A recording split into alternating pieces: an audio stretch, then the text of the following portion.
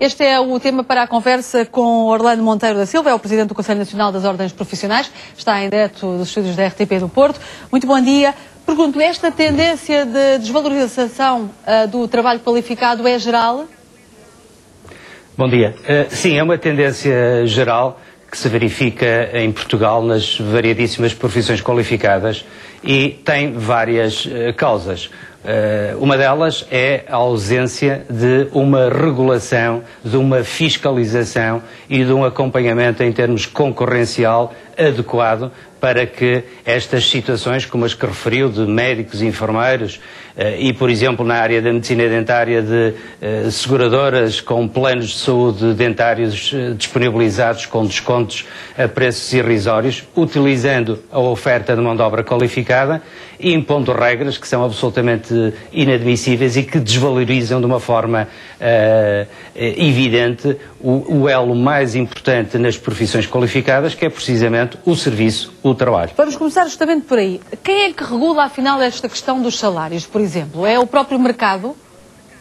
Olha, a regulação nesta área é obviamente que ninguém das profissões qualificadas, das profissões liberais, está contra o mercado. Tem que haver um equilíbrio entre qualidade dos serviços prestados e concorrência. Quando este elo é desequilibrado, nomeadamente valorizando o fator concorrencial sem ter em conta aspectos fundamentais, nomeadamente na qualidade dos serviços prestados, nas condições que são dadas aos profissionais para exercício das suas variadíssimas profissões, beneficiando entidades terceiras que se interpõem entre a prestação de serviços e o público em geral, obviamente que este desequilíbrio afeta a qualidade dos serviços prestados. Eu vou-lhe dar um exemplo. É uma consequência da crise ou é uma tendência que já se vinha a verificar? É uma tendência que se tem vindo a verificar, mas em Portugal é fundamentalmente consequência também da crise económica, mas alicerçada numa falta de regulação e de fiscalização adequada de diversas entidades reguladoras, setoriais e concorrenciais que não têm estado à altura deste desafio da regulação. Não é de mais regulação. Quer dar um exemplo de alguma área que ache flagrante? Olha, a área de onde venho, da medicina dentária, a área da saúde, é uma área flagrante. Toda a gente aceita que na saúde não pode haver regras selváticas em termos de liberalização. Tem que haver, não pode haver promessa de resultados, não pode haver garantias de tratamentos.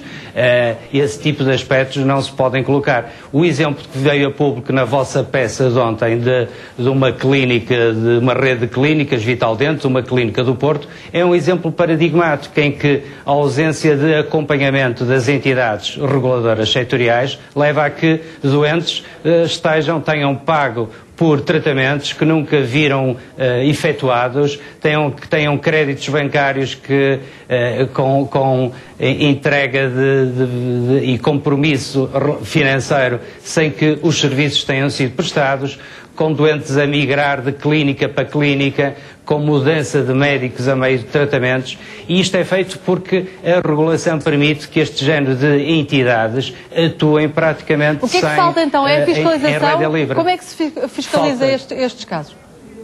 Fiscaliza-se com melhor regulação e, sobretudo, com regras éticas e deontológicas que sejam aplicadas também a este tipo de entidades. Na sua opinião, essas regras já existem ou simplesmente não estão a ser aplicadas?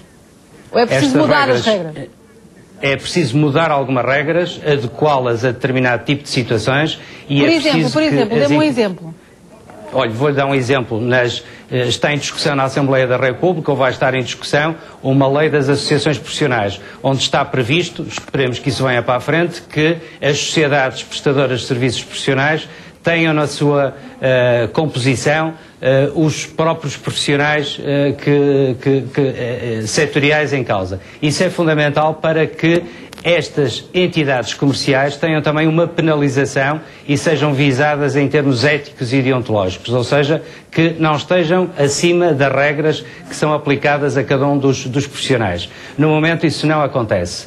Eu julgo que é preciso aproveitar as regras que existem e introduzir algumas regras novas adaptadas a esta situação que se tem vindo a verificar em Portugal e na Europa de uma forma geral, assegurando que ninguém está acima da lei e ninguém está acima das regras éticas e deontológicas.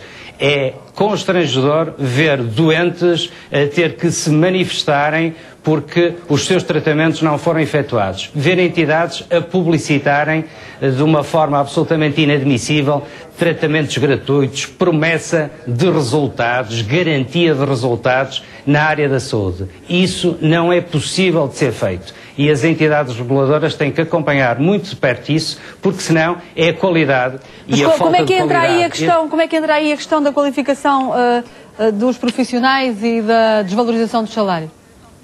É evidente que as profissões qualificadas têm que ter a variadíssimos níveis, na sua autonomia, na sua independência e também no reconhecimento, na retribuição dos serviços que são efetuados, têm que ter dignidade, têm que ser objeto de dignificação, porque são profissões que são do interesse público, têm determinado tipo de regras éticas e deontológicas, porque há um interesse público nessas profissões.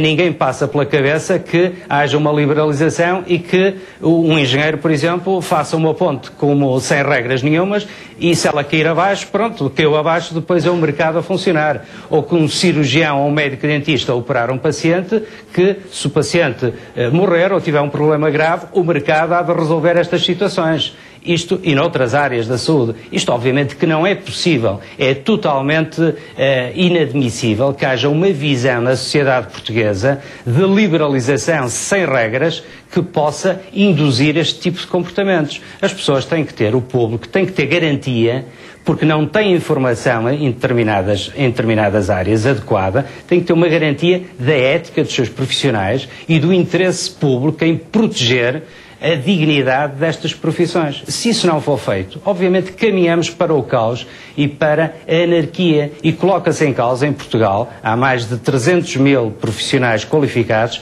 grande parte destes profissionais liberais, coloca-se em causa este elo de confiança entre as profissões e o público em geral, que existe de uma forma geral, isso é colocado em causa. E estes exemplos que vieram ao público, da Vitaldente e outros, esse que se referiu, de médicos contratados a 2 euros e 3 euros à ordem, enfermeiros e outras profissões, são exemplos de desregulação total, de uma falta de atenção do Governo relativamente a este tipo de problemática. Não é possível que isto continue desta forma. O resultado vai ser trágico para a qualidade dos serviços Silva, obrigada por ter estado, para o público. Por ter estado aqui na RTP Informação. Falámos então desta questão da desvalorização dos salários dos profissionais qualificados.